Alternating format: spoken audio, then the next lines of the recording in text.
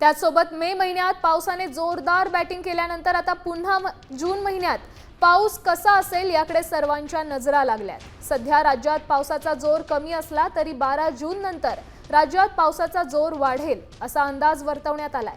राज्यात आठवड्याभरात मेघगर्जनेसह पाऊस होईल अशी शक्यता देखील वर्तवण्यात आली आहे। कोकणात तुरळक ठिकाणी पावसाचा अंदाज आहे, तर मध्य महाराष्ट्र, मराठवाडा आणि विदर्भातील काही जिल्ह्यांमध्ये वादळी वाऱ्यासह पावसाचा अंदाज हा वर्तवण्यात आलाय। त्यामुळे नागरिकांनी योग्य ती खबरदारी घ्यावी असं आवाहन करण्यात आलंय।